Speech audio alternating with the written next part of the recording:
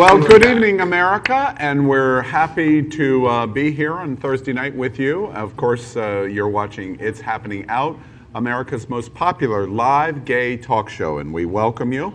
We joke every week in our broadcast, this live broadcast, that we're coming to you from Fort Lauderdale, Wilton Manors, Florida, the gayest place on planet Earth. And you've tuned in to some of the gayest stuff you're ever going to hear in your life. Short of Pornhub. So, well, we're really excited to be here. This show is jam-packed. We're going to play games. We have lots of interesting topics that we're going to discuss tonight. We have lots of interesting things that we're going to do. Before we begin, I want to remind you that this is a live show. There's nothing scripted here. I do not know any of the words I'm going to hear. This is live, and and we're getting ready to tell you an example of that from last week. It's live. Anything could happen. We would like you, if you would, pick up your phone or your computer keyboard and share us right now onto your personal page. We would like you to help us continue to promote It's Happening Out as the most popular live gay talk show in America. We've had a show that has already reached over 200,000 watchers, and we thank you for that, and please help us continue to propel that. Before we introduce some new faces that you see here and some old faces that you see here. Excuse you, sir. Let me tell you about something that happened last week, to my point about being a live show. As you know, last week we played a brand new game called Shag, Marry, or Kill. And it was a game that you've played in your living room probably many, many times. But an interesting thing happened at about 53 minutes into the show. We did a portion of the game. One of our three choices was Donald Trump Jr., and Eric Trump. This was his idea. And we were playing the game. Well, we didn't really think it through so well, and we realized in the middle of our live show that you can't use one of those choices and the President of the United States simultaneously. You hear him with all this "we," girl? So, as a result, Facebook and the Secret Service, wink, wink, got involved, and you saw an interruption in the show because of it. We're showing you a couple of slides because actually the Secret Service called on Power Infiniti. Of course. And, which is true. Isn't that true? The Secret Service has knocked on your door? They have. They have knocked on his door. And we're showing you some of the pictures of the experience, exactly, of what happened on Friday. As you see, I still looked good. Yes, you did, girl. Yes. Yes. So we fish want behind bars. Exactly, fish behind bars. And so we want to tell you this is a live show, and it's the absolute example of being a live show. Oh my God, look at, I didn't even notice that. Mother Infiniti arrested. Oh my God, y'all turned it. I want to look like that in jail. Kind of a wink wink, but the Secret Service has knocked on Power's door, and this is exactly what happened last week in the show and playing this game. First, we want to say that we completely acknowledge the little faux pas there. You cannot use the President of the United States, the office of the President of the United States, and threaten harm even in jest. We did not mean to do that. We were playing a game, and so we publicly say we were playing a game. We're going to play the game again this week, but we're doing it in a little bit different way. We're going to play Shag, Marry, and Chop. And he's not going to be one of the choices, right? And a politician won't be one of the choices this week. So this is not a cooking show, so no one has to go home. Right. Treason? Exactly. Did you say treason? Right. Exactly. All right. So we wanted to tell you that about being a live show. Next, we want to introduce two beautiful new faces on the panel. First, I want to introduce you to Carlos Marrero, and he is a fashion designer, and he is host of HOLATV's Trendencias. Trendencias, thank you. I'm the only white guy on the panel tonight, and so have language issues. Welcome, Carlos, to It's Happening Out. You've actually seen our show before. I was here last week in the back. Oh. And I've been here 4 times, and I will always stand in the back, and I admire you. Wow. And I love the fact that it's like The View. and I feel like the Ana Navarro of the group. And I hope you have me back because I love that bitch in the beard. I love her too. She Yeah. is absolutely awesome. Carlos is here. Napoleon. Carlos is sitting in Napoleon's seat. Napoleon's under the weather. And thank you, Carlos, for stepping in at the last minute. Speedy recovery, Napoleon. Yeah, exactly.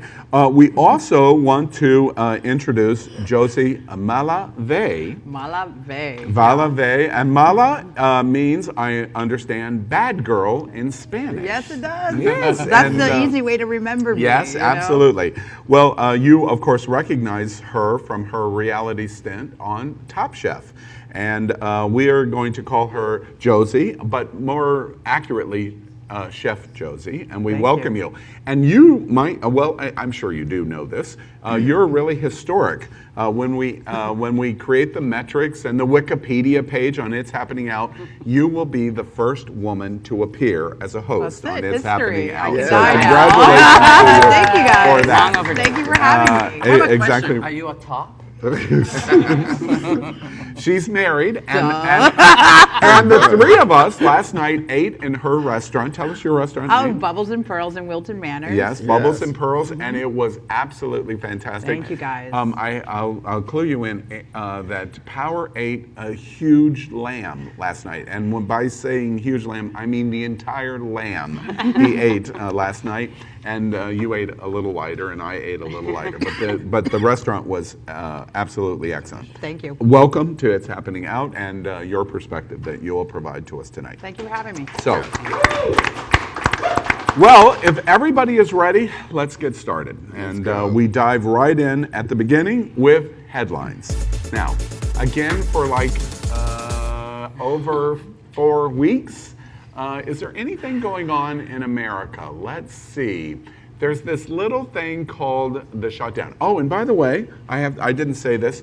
Josie is sitting in for Joe tonight. Speaking of the Trump shutdown. He shut down in his bedroom. Exactly. Joe is powwowing with his friends. The RNC national meeting is going on as we speak in Albuquerque. Well, Joe, don't worry. I'm more than happy to stand in for you Yes, tonight. exactly. I have to say, I'm glad he wasn't here for my first time. Yes. She scares me. Yeah, I was gonna say. She scares me. I No, met no. Carlos, and Carlos said, "Oh, Joe scares me." And so, congratulations, Joe. You're scaring the Latino guy. From Not the lesbian. She'll kick your ass, bitch. Exactly. All right. So, as everybody knows, the Trump shutdown continues. Tomorrow, 800,000 federal employees will not receive a paycheck for the second time. Ridiculous. It's a big deal. All right, well, as has become a custom, what are we going to do? We're going to show you what we predicted last week on the show of what would be happening by tonight on the Trump shutdown. So let's watch that now. This time next Thursday, live at It's Happening Out, will we still be in government shutdown? Napoleon, yes or no? No. No, we won't be. All right, Joe, yes or no? Yes. We'll be in shutdown, yes or Yes, no? absolutely, Yes. yes. Aaron? I think he's starting to crack under the pressure. I'm going to say no. No. Now wait, interestingly enough, I'm coming in. He asked me last week. Now I'm going to be the tilt on the yes or no. Next Thursday, we will no longer be in shutdown. Did you? So I got it wrong. You weren't the only one. Exactly. We're still in shutdown.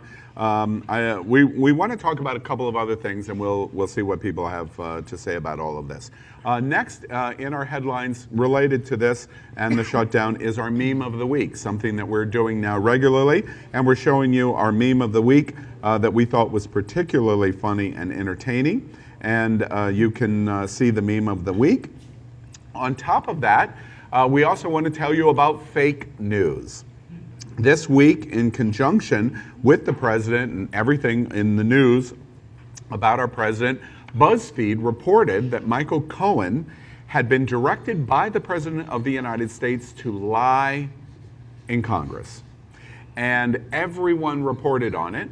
And then pretty quickly, within the first 2 days, basically every media outlet in America and around the world retracted their endorsement of the BuzzFeed story, that it was not correct.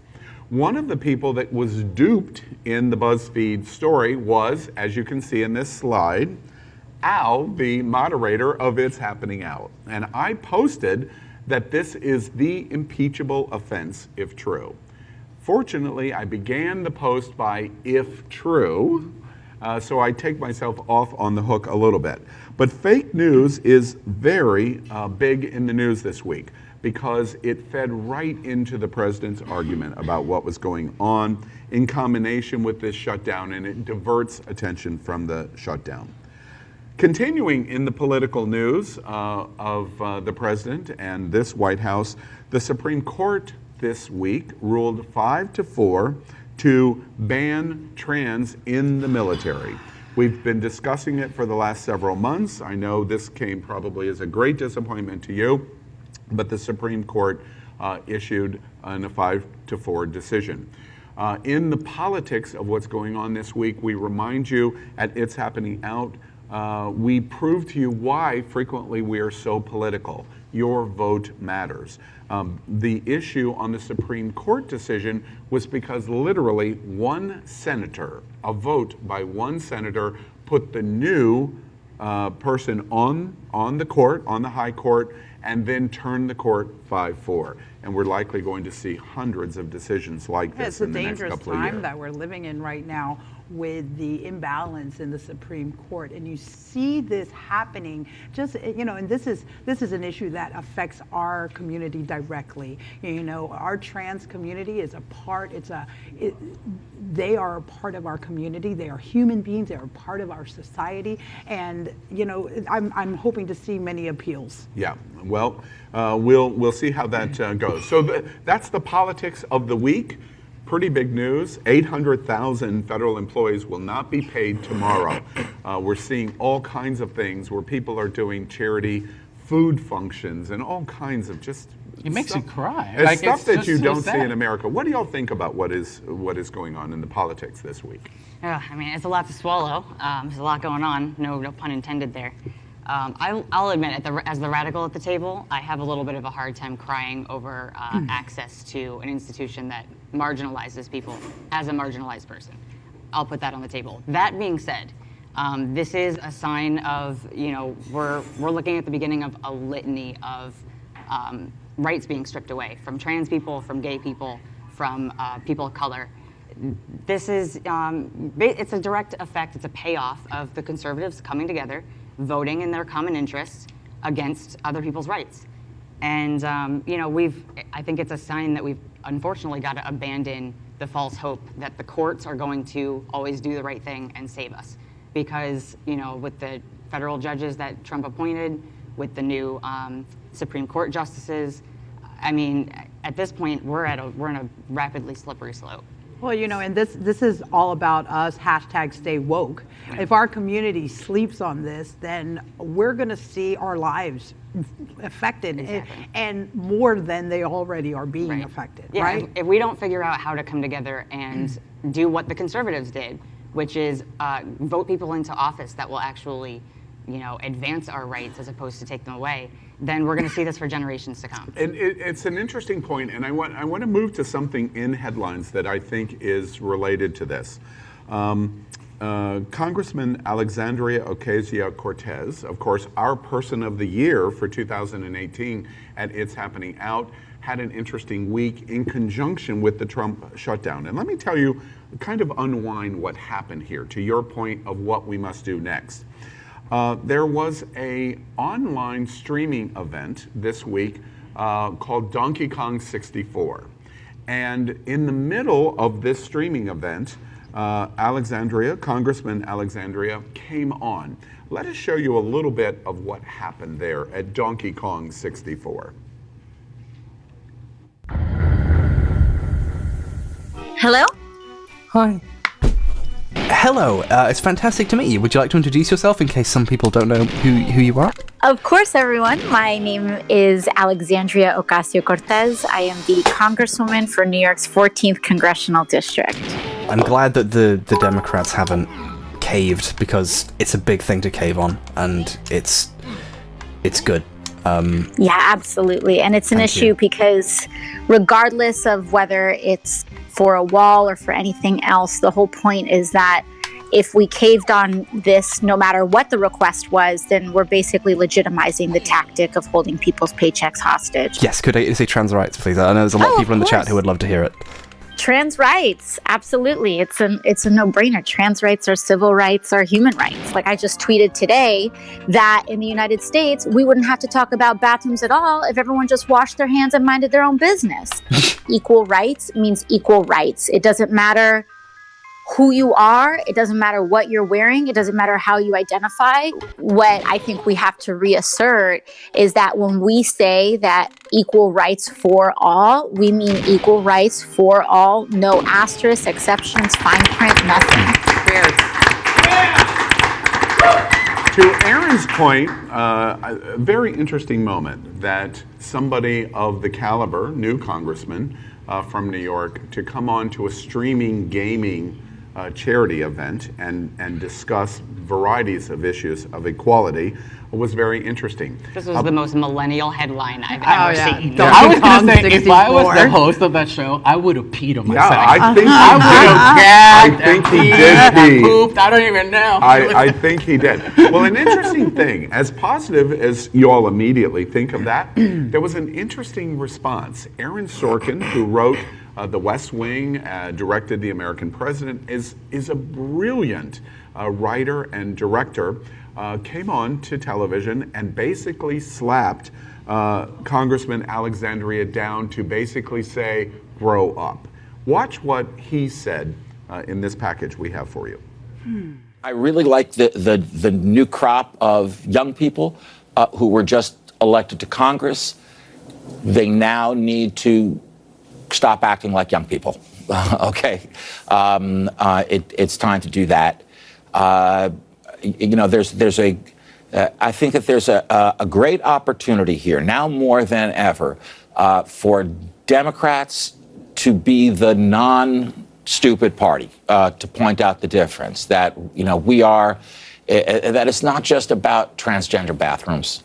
That's a Republican talking point they're trying to distract you with. I mean, really. First, before give me a minute more to set all of this up in conversation, and we piggyback on your point.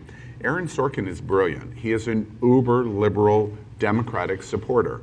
An interesting observation at this point in his life, because I'm pretty certain at 27 he would have never said that himself. So he's to a certain point in his life where he makes that observation.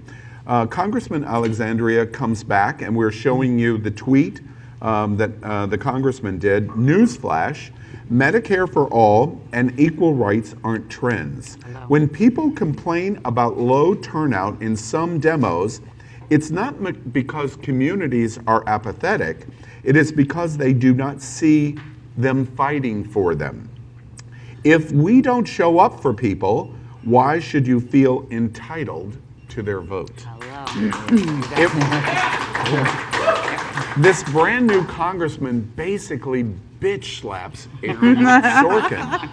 And to your point, are we watching through Donkey Kong 64 and what we're watching? Are we watching a new breed of politician being born right before our very eyes, and a new voter set that is completely apathetic, deciding I'm going to get in the game? Yeah. What do I y'all think as depressing as everything is right now, the fact that Puerto Rican girl from the Bronx. But I just think it's so exciting to see this younger generation that are not taking shit from anybody, because we Democrats always have to be quiet and poised, and now it's like, no, bitch, I got better Twitter handle than you. And what do we have to lose? Yeah. What do we have to lose? Our lives. Exactly. You know We're what ready. I mean? And that's the road we're going down. And just to say, brilliant people make stupid comments all the time. So, Or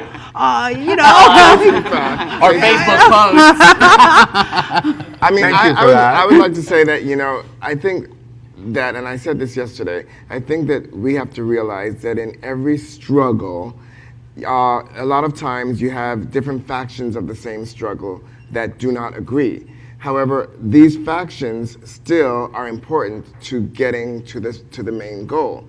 In the civil rights movement, you had Martin Luther King and you had Malcolm X. Two different ways of approaching the civil rights and approaching the same goal. But I don't think that we would have succeeded had we not had each of them, because you couldn't have the ultimate kumbaya of Martin Luther King alone and get there, and you couldn't have the hard-pounding, by any means necessary philosophy of Malcolm X and get there. You needed the carrot and the stick. Yeah. So I think that when somebody like Aaron Sorkin says what he says, I think he should appreciate that he fights the battle one way, let somebody else fight it another way. And that to that point specifically, and I want to turn this question to you, Aaron. Do you think that AOC, that's what we call her, AOC, that AOC, because he can't pronounce her name. Well, it's difficult.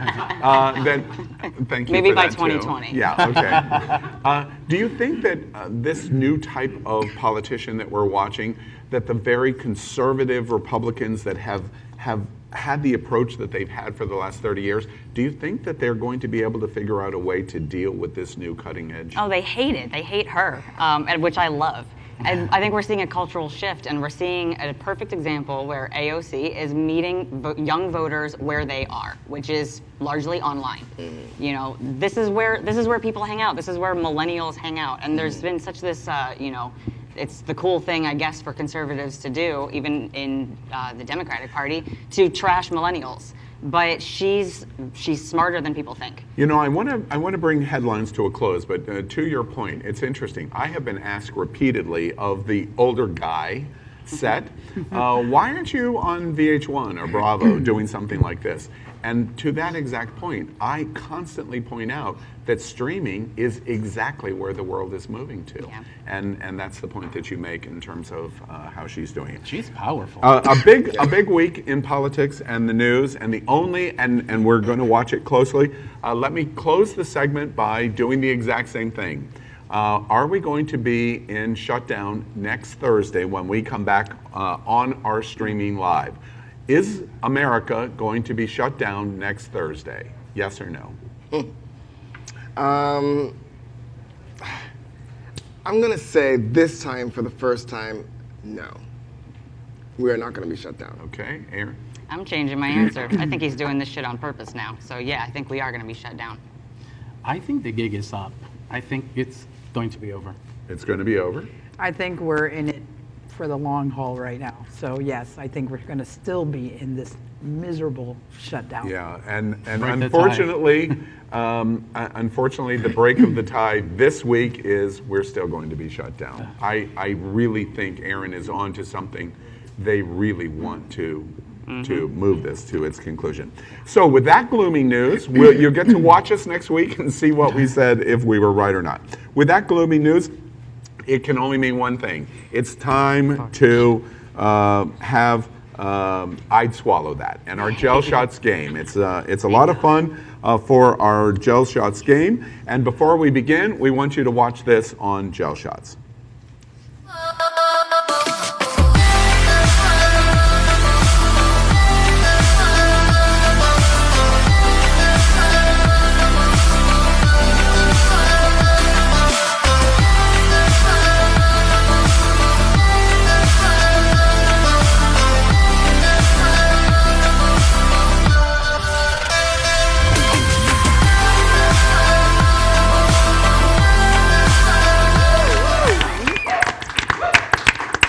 Well, the antidote for bad political news is a gel shot. My favorite vegan meal of the day. Original Gel Shots is one of my favorite segments that we do at It's Happening Out.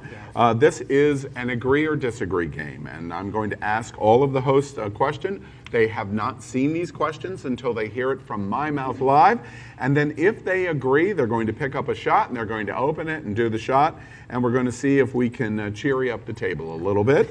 And that's how it works. If you don't agree, then you leave your shot, but you can't touch your shot until we're complete. Everybody understand the rules? Got it. To our virgins It's been a long time. Latino, since you that word's okay? been Okay. Right, okay. So that was a compliment. All right, so let's play I'd Swallow That. First question, question 1. I have a type, and it is really obvious to all my friends who tease me about it. I have a type, and I get teased because I'm loyal to that type. I haven't done one of this since high school, I think.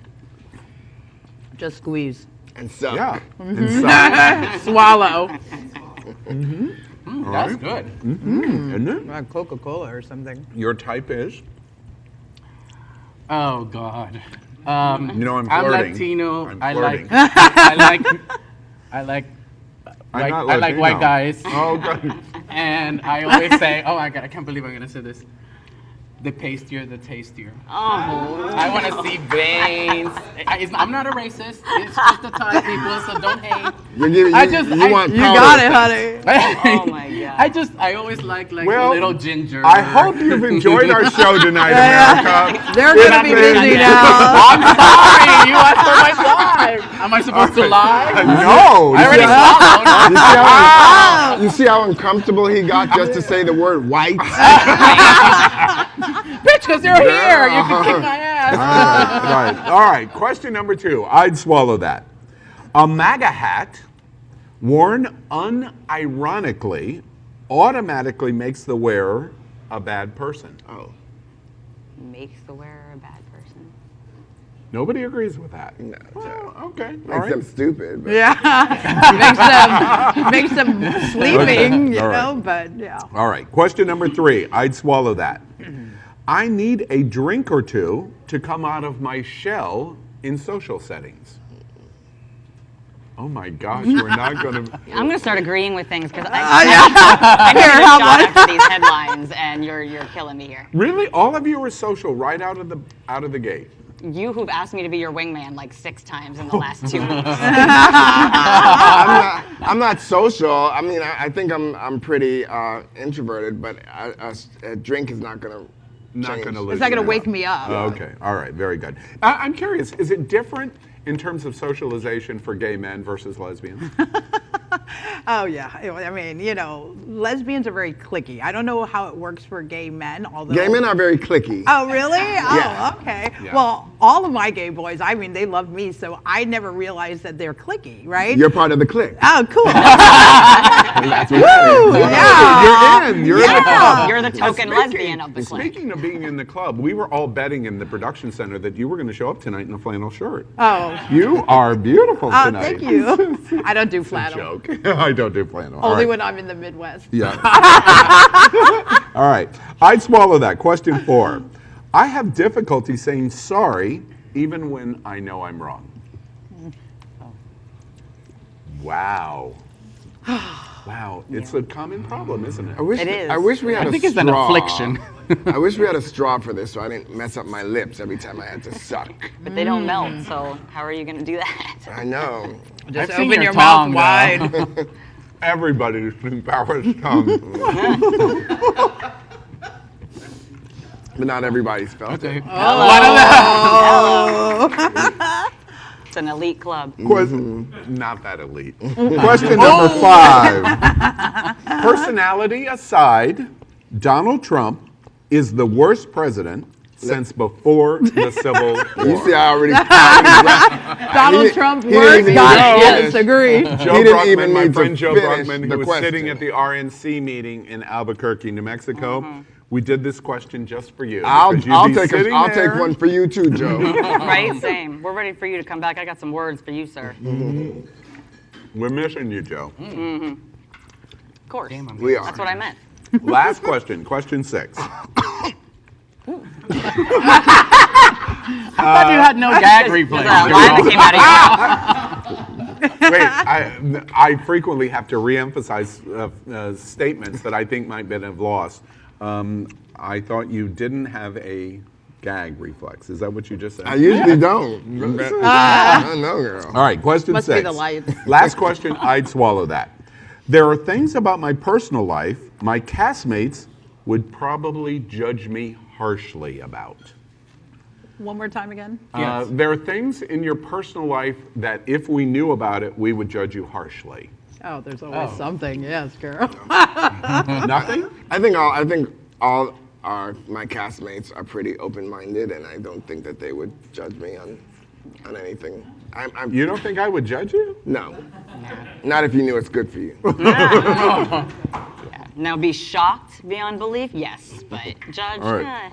I think we'd be All all right. right. People, you know, it's a tendency for people. It's one of the biggest quality traits that we face as human beings with each other is this judgment that we walk around and we're judging. You know it's true. Constantly, yeah. Const- To make Oh, ourselves feel better. Look at really. that guy. Yeah. Who let him come out of the house like that? Yeah. You know, Girl. all kinds of that girl. He's looking to the fashion guy. Exactly, right. So we know you do that all So day you long. judge all day long. All right. So that's I'd swallow that with gel shots. It's a great game. You should get gel shots. Play it in your living room. It's a lot of fun. Do this game of questions. Let's move on. We want to talk about something that has really morphed in the last month. It's about this 10-year-old drag queen, Queen Lactatia. Did I pronounce that correctly? I think so. Lactatia.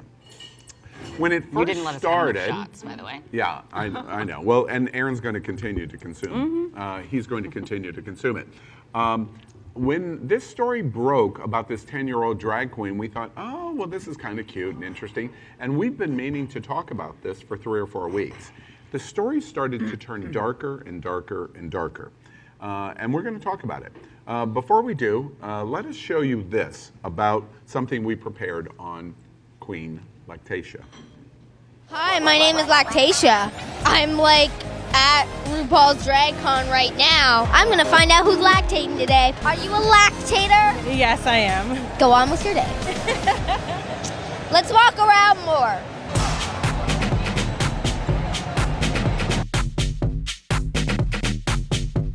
If you wanna be a drag queen and your friends don't let you, you need new friends. Adorable, Lactatia! And is this your first time in drag? Not really. Lactatia, I was you as a child. Lactatia, I absolutely adore you, and this is brilliant, and I love the fact that you're here. And what I love most about this is that the mom is here with you, supporting you. Is that Because the young 11-year-old boy is seen posing here with a naked man. How is this not pedophilia? How is this not sexual abuse right now? If you want to be a drag queen and your parents don't let you, you need new parents. If you want to be a drag queen and your friends don't let you, you need new friends. This is the destruction of the family unit. This is the degradation of society. And you've got douchebags like this host who are just fully embracing it and going along with this. They watch the young boy perform, and he performs in front of a cheering audience. Guys, this is brutal. This is brutal, and it needs to stop. So, would the FBI consider this child pornography? I'm asking this seriously. If we're a 10-year-old female child photographed with a naked adult male, would authorities intervene? And he makes a very good point there. That's what this is leading to, is pedophilia acceptance. I want to thank everyone who shared my video from last week, because that did make a difference. And I'm hoping that this one today will for young Lactatia, Queen Lactatia as he goes by on his stage name. Folks, this kid needs help. And there's others out there who are going to need help too. So we need to make videos like this go viral, as opposed to the ones of this little 10-year-old, 11-year-old boy dancing in front of a bunch of gay men. Well, there you have it. Now, I have to say in full disclosure, we played a piece of this. It comes from a conservative website. He considers himself a reporter from Truth. But it's a conservative website. But we show it to you because he makes a number of interesting points. He asks a number of interesting questions. And we thought for the context of our conversation, it was valuable to be able to do that. We are also showing you a slide that's even a little more specific. pictures that are circulating of this 10-year-old drag queen. One with the balloon that you can see, and then one at DragCon in the dressing room with a picture being taken with a RuPaul's Drag Race winner, Violet Chachki. And they're touching in the dressing room, and Violet is naked, tucked, but is still an adult with a 10-year-old boy in drag. And it gets us asking the question, what's going on here? What do y'all think? Well, I want to just say something really clear. You know, we sexualize everything in the media. We turn every possible innocent or not scenario, and we sexualize it. What you've heard, sex sells, right? So now you take this young kid. We take this kid who is authentically expressing himself. There's nothing wrong with him being able to do that. And he's fierce too, just so we're clear. The issue with, you know, with him in the dressing room, it touches the nerve. It touches the nerve because if, you know, this was a straight man with a young boy and they were naked, we would have a real situation here. Again, you know, there's a judgment call, I think, that's out of place. And but you know, to bring up pedophilia and all of that, I mean, you're taking a whole entire scenario and taking it way out of context. I think fake news. What this guy did for her was many more followers, much more. It's like what they do with Alexandria Ocasio-Cortez. That's how you say it. But I think. And we were doing so good. Until today. But I think the eat a dick picture is what troubles me. That actually struck a nerve with me a little Right? more too than the Like, do we need to really go there? Because the Yeah. Violet Chachki, they're both being fishy, so it's still touchy. And I as think it well. was a but little the eat a dick, exaggerated. unnecessary. I think the severity of the picture with Violet was a little exaggerated. The blur In what was so way? huge. Well, the blur in the conservative video was so huge that it looked like anything could So be he, happening there. right, he implies that Once you're I seeing saw, genitalia. once I saw it, I was like, okay, it is a little on the line, you know, but it's not really as bad as people made it Now out to be. wait, I want to challenge you on that observation. I gave everyone the heads up that I might do this. If that was a girl with Violet Chachki doing the exact same thing, would you feel the same way? Yeah, I really do. You would. Do y'all agree with that? Yes. Yeah. And if it was a boy with say a stripper that had pasties on her breast and, you know, on her hoo-ha, it would still be inappropriate. I doubt that it would get the same type of scrutiny because a lot of guys would say, oh, lucky kid. Right. You know, but it would still be inappropriate. But inappropriate is what it is. Pedophilia, I mean, pedophilia really refers to the sexualization of a child. Violet Chachki does not want to eat or beat this child at all. We're not interested in, you know, she's not interested in having sex with that child.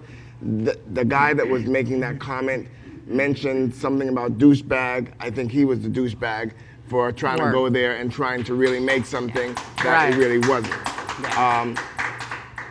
Personally, the way I feel about this, and this is gonna come as a surprise, I'm the drag queen on the panel, and I can care so less about other drag queens and drag queen business. When I say other drag queens, I mean, if I know you and I personally love you and you have touched my life in some way, shape, or form, then I'm all about you. But the one that is the drag queen, I am just so not about drag queens just to be about drag queens. So as far as this child goes, more power to the child. If he or she likes to express herself the way he likes to express herself, I wish I had it like that when I was a little kid because I used to run around with towels on my head and play in my mother's shoes. And when I was a little kid, I didn't have anybody to encourage me to be. Allow me to interrupt you and rephrase this in a different context. I'm sure everybody has seen the Tiaras show, Right. Toddlers and Tiaras, Yeah. and there is a general revulsion to it of watching these 7, 8, 9, 10-year-old little girls being dressed up in the way they are to be adult women and being paraded. You don't have that reaction in watching this? No, because it's performance. It's performance to me. And as a woman, and when I look at those little girls parading, in the pageantry of it all, and to me, it's oh God, okay. It's enforcing what society is already placing on women, that you have to look a certain way, you have to be a certain way, you have to dress a certain way, you have to put your lipstick on, you have to have your hair this way, you have to dress this way, and that's how you're gonna be a beautiful woman. And that's just like wrong on so many levels. To me, it's the opposite of what is happening here. Like, this kid is celebrating himself, and his parents are supporting him in being authentic. And I think that is the main difference. When you look at tiaras, when you look at child pageants, you really think to yourself, this is so parent-driven. Forced. Right. So parent-driven, and you really don't know what's behind the scene, but you just see the parents are just like cracking the whip. In this case, it's almost like it's child-driven, and the parents are supporting. I understand your point. Let me challenge your observation in a different way. Is there acceptance here among the panel that this is okay because it's gay? But if it was a straight issue, we were watching in a straight environment, we wouldn't embrace it as positively as we are, but we're doing it because we're gay. No, I can't speak for everybody else. I can just say that for myself, if anybody wants to live their lives the way they want to live their lives and express themselves, whether you're gay, straight, or anything in between, more power to you. Yes. More power to you. So it's not about that the child is gay. I mean, for all we know, he could come at 15 years or 20 years, he can grow up and say, you know what, I was never even gay to begin with. Right. So it's not about him being gay, it's about him expressing himself, which is what we as the LGBT plus community are trying to get the rest of the world to do. Leave us the fuck alone and let us be happy, express ourselves the way we want to express ourselves, and don't mess with us. Right. That little girl has talent. Right, and we've got to start making the distinction between gay and sexuality and gender expression. This is not a sexuality thing. This kid is not expressing. He's too young to know what his sexuality is. He doesn't have that yet. What he does have is gender identity and gender expression, and that's something that can be played with, and that we clearly at this table play with ourselves. So that came out really wrong. I'm glad you said it because I was getting ready to say it. That came out all wrong. But seriously, a kid messing around with gender identity and playing around with playing dress up is not the same thing as sexuality. No, it's adults who sexualize. There's also a great organization called True Child who I've worked with before, and it's really about empowering young people and their parents and their educators to like understand when a kid needs to express themselves. That's what happens. Imagine a world where we are all free to express ourselves from womb to grave. And would we even be dealing? Wouldn't that be a wonderful world? Wouldn't that be a wonderful world? I'll tell you, my only little pet peeve with this child, and my biggest issue with this child, it's not really such an issue, is the one thing he said on TV. If you want to be a drag queen and your parents don't let you, you need new parents. No, child, you need to get a job, okay, and live under your own roof. Because as long as you under somebody else's roof, no, baby, you gonna do what they want you to do. That's my only thing. But I'm old school, honey. I'm from that 1970s ass whooping time when you don't talk back to your parents. I'm curious to that observation. If Queen Lactatia was sitting here, how do you think she would respond to you? I don't care how she responds.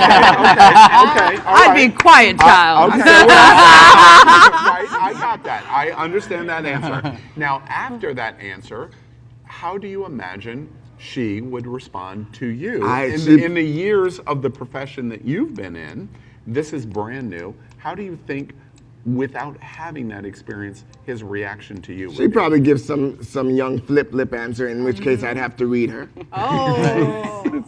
You'll read her from cover to cover, and she'll never recover. Yeah. Okay. It's an interesting, and we're watching an interesting story. And frankly, for me, and everybody knows, I've been involved in the drag community and RuPaul's Drag Race and the cruises and blah, blah, blah for a long, long time.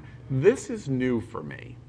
And the reason we focus on this is we're watching something new. And to be honest with you, I'm not sure I agree with much of what you've said, but it's probably more of a reflection of where I come from as opposed to what really is going on. And just the fact that I can process it that way of going, wait, I've got a lot of stuff I've got to reassess is a step in the right direction. And if anybody else is watching this, I encourage you to do the exact same thing because this challenges me to my core. By the way, we have teased this story for the last like 3 weeks, so thank God we don't have to. It's over. It's done. We don't have to talk about this story. We're cooked. All right. Queen Lactatia, we're going to be watching you, and we hope you set the world on fire.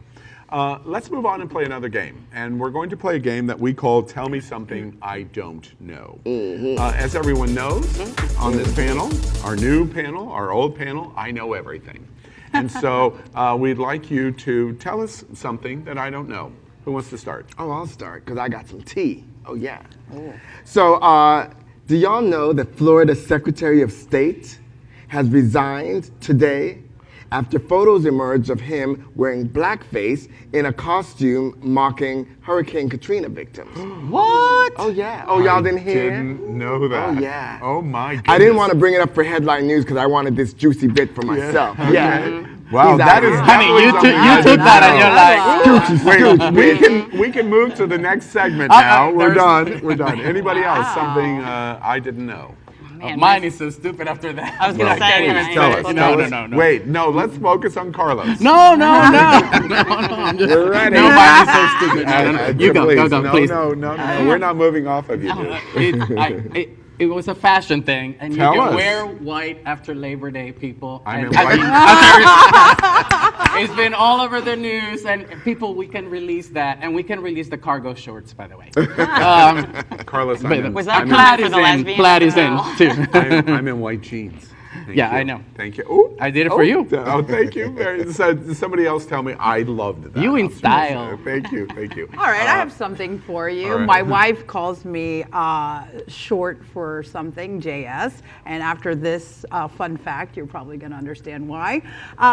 You know, in this country, every single night, 13 million children go hungry. And a large percentage of those are a part of our LGBT youth. So JS stands for Joy Sucker, and that's me right in Yeah, this it's moment. not me this But you know, time. you got to think about that. You need to know. Yes, absolutely. Wow. I've done a number That's of amazing. events. I go to Night of a Thousand Gowns. I've sponsored at Night of a Thousand Gowns in New York, and I was so moved with that. In fact, it was the last event I did with Eddie Sotomayor before the Pulse massacre. Wow. He was killed at Pulse, and I was moved at that event because New York City has the largest number of LGBT youth on the street, hungry and homeless every night of any city in the world, and it's a heartbreaking situation. America is the land of abundance, and in We have the a lack solution of it. for hunger. Yeah. Capitalism kills. Yeah. So I'm going to piggyback off of Power's fish-related fact last week. The clownfish is one of the many species of fish that changes sex during its lifetime.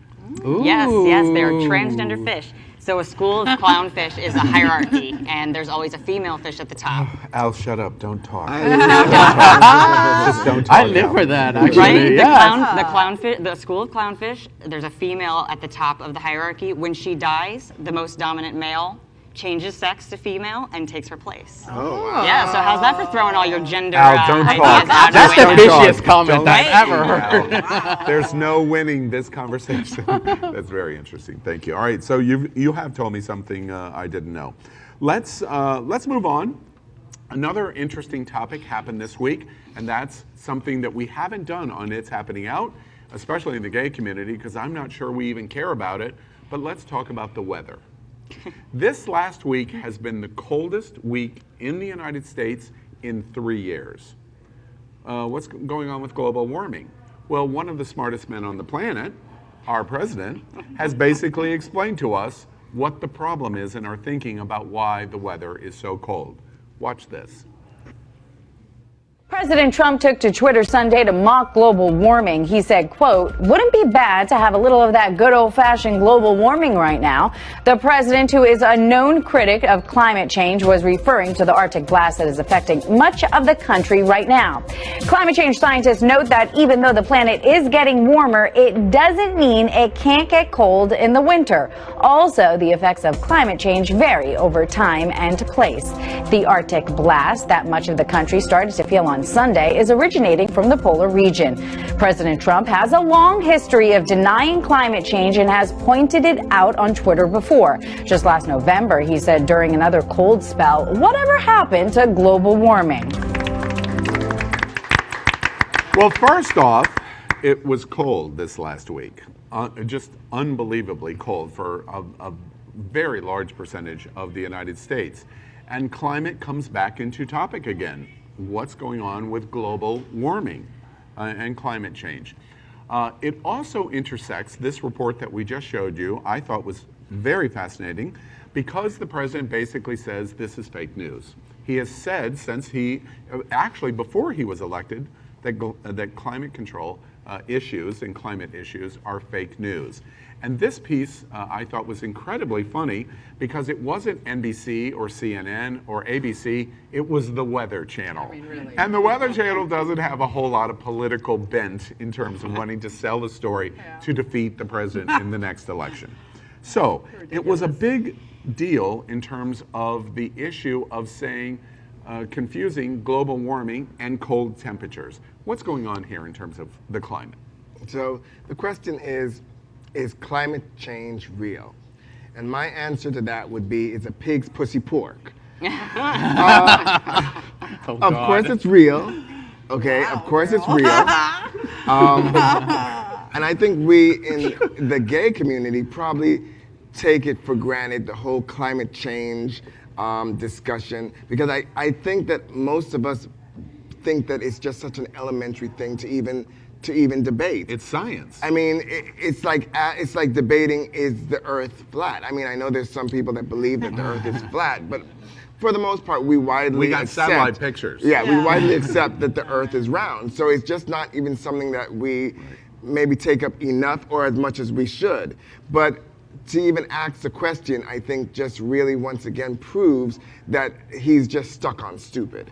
I want to say something because what kills me is the president, that's besides, of course, is what it is, but the women that have children, that toddlers, that are going to be suffering for more global warming, because bitch, I'm old, I'm out of here. Yeah. But these women stick with him with all of his nonsense, and those are the kids that are going to be suffering the worst. So I just don't understand. They drive me crazy. And to your point, it's interesting to me. When I talk about climate issues, by the way, you don't talk about global warming anymore.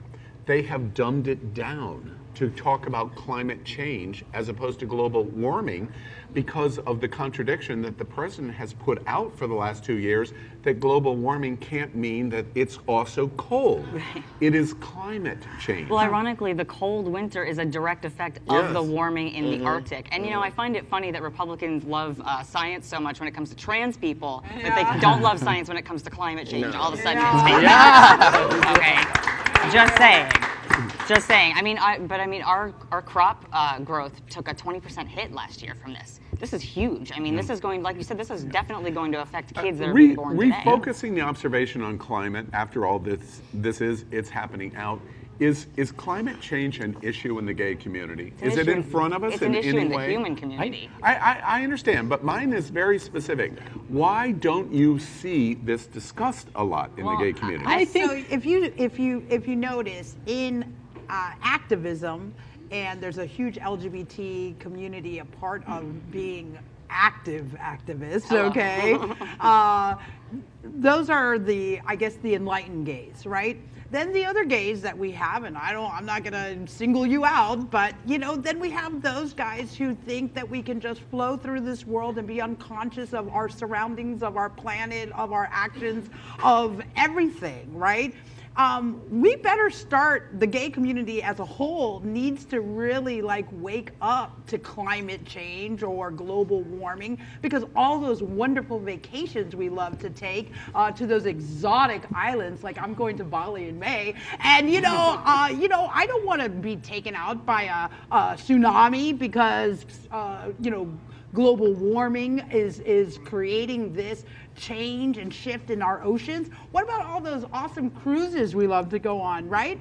You're not going to have a good time when the oceans are at 30 feet waves. There's not going to be any dancing. There's not going to be any hooking up in the bathrooms. There's not going to be any, well, I know there's hooking up everywhere. Don't worry, I know that. I've heard that does not happen on lesbian cruises. I'm That's a lie. No, Olivia. That's a lie. I was raised in the wire by lesbians, and that's a lie. That is fake news. Honey, That is fake news. but not like on the gay boy I got the inside scoop, girl. Just saying. The obvious joke there, and I hear it clearly, but the serious point to your joke is, are we oblivious to issues like climate change until it directly affects us? Right. Our alcohol, our dicks, our relationships, our grinder, whatever. I think for some people that's part of it, but I think a lot of it, as far as a community as a whole, is that we just recently, in the grand scheme of time, got our basic human rights and are still fighting for some of them. So climate change and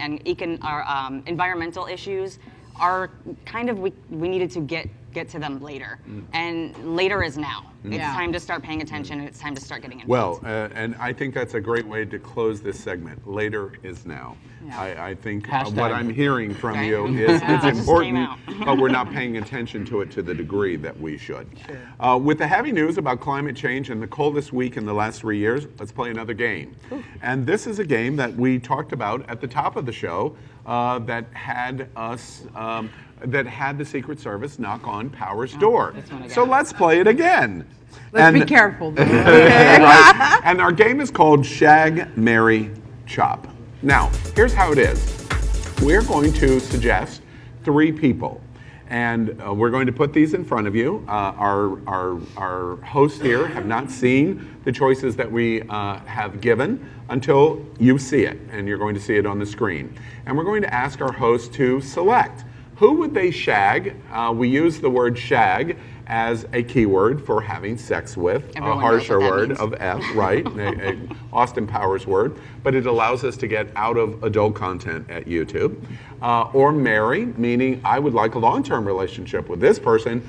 Or chop, meaning you're out of here. We want to get rid of you. Get out. Get out. All right, everybody understand? Everybody understand. All right, here's game number 1, and we call it our crooners. Who would you shag, marry, or chop? Our crooners are Lance Bass, Frank Ocean, or Ricky Martin. Who wants to start? We don't got pictures. I need to know what these. Yeah, what they'll these come look up like. in a minute. Lance Bass, Frank Ocean, or Ricky Martin? Okay. Oh, geez. Okay. I would. Power is? I would probably. Okay, you're taking too long. I would shag Ricky Martin. I would marry Frank Ocean. I want to look at that every day, and I would chop Lance Bass. Easy, no question asked. Sorry, I had to. I say that I would shag Frank Ocean. I would marry Ricky Martin, and sorry, girl, You'd have chop to chop Lance too? Bass. All right. All right. I'd let you borrow All my right, husband for so the night. I would totally shag Ricky Martin. I mean, hello. And Puerto Rican. Hello. Fellow Puerto Rican. Is Just it in true case about there's like Puerto a. Ricans? Oh, you know it. We're hot. Yes, okay? it is. I'll show you after the show. And just in case of like some accident pregnancy, then we're good. You know what I mean? Right. Because of my wife, I would marry Lance Bass for that open relationship, and she totally crushes on Lance Bass. But then, Really? but I can't do anything Yeah. with him. So, but it would be more for my wife. Yeah. Because You're I'm so already generous. married. So generous. And Frank Ocean in another lifetime. I got to top you this All time. right. And Carlos? Shag. I like the word fornicate. Fornicate with Ricky Martin, marry Lance Bass, and also have Frank on the side. Now wait, I want to point out something to you. It's interesting. There's a little subliminal plant here. Carlos said the more translucent, the better at the top of the show. And then you have to put me in this spot. He picks to marry the white guy. There's a black guy, a white guy, and a Latino guy. Did that have any effect I'm not coming back. subconsciously to you in any of your choices? Quick curiosity. Subconsciously, sure, probably. Do you think? You picked the black guy. To shag. Oh, that's right. To shag only because Lance to me is a girl. There ain't nothing we could do but paint each other's nails. Thank you. Okay. It'd be like me and Power trying to get together. Right. That's why I married her. So, all right, we'll move on. Yeah. Game number 2. We call this one Sophie's Choice. Now, this is a painful one in the gay community. Oh. Sophie's Choice. Barbara Streisand, Diana Ross, or Cher. Oh, this thing. I'm shagging Diana Ross for sure. I'd probably marry Cher. And Barbara, I gotta let you go, man. I've listened to you my whole life. God. You're gonna. My wife would die for that comment because she's like Lance Bass for her, but this one's for me. You know, it's the girls. You only share some of the time. All Yeah. right? Sophie's Choice for somebody else. I would shag Diana Ross with those hip movements. I'm just saying. I'd let her strap it on. I would marry Cher, and I'd have to chop Barbara too. I hate to say it. Oh my gosh, This is a hard one. You ran it on my parade. Yeah. So I will shag Diana Ross. We're all I will shagging marry. He wants to have I sex would with marry Diana. Cher because I believe in love after love. Right? And I cannot chop Barbara, I'm not chopping it's her. unanimous so That's far. And that's- Power? I would have to marry Barbara Streisand because my husband is obsessed with her.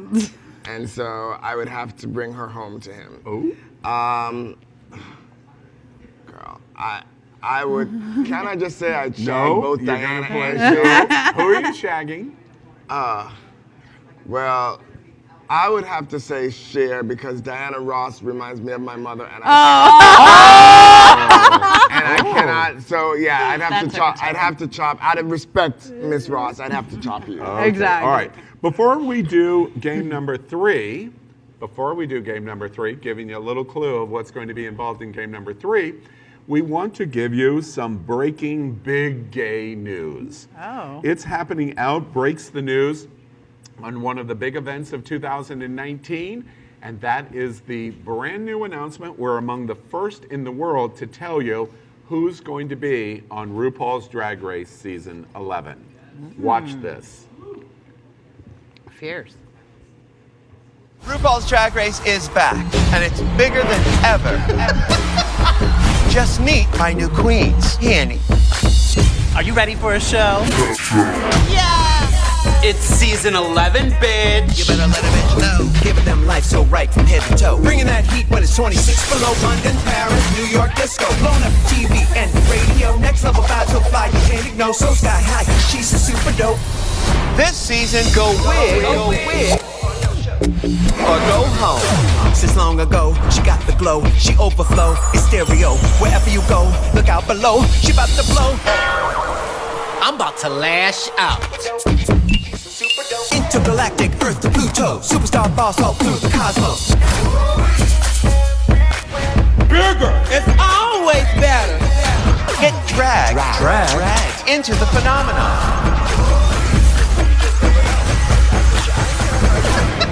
RuPaul's Drag Race Season 11. Coming soon. Only on VH1. Oh, and one more thing. There's a 15th queen. I'm back with a vengeance. Well, of course, we congratulated RuPaul and RuPaul's Drag Race. They won the Emmy. They won the Emmy for Best Show, beating The Voice and The Amazing Race. Incredible. First gay show ever. And RuPaul won the Emmy for Best Host. I So just we want to know why you congratulate them. wide RuPaul's dick so hard. Yeah, honestly, well, Al. I love RuPaul. And Better we're than very Trump. excited to see season 11 begin. And it sets us up back to Shag, Marry, Chop of Game 3. Here we go. Champions Better Work.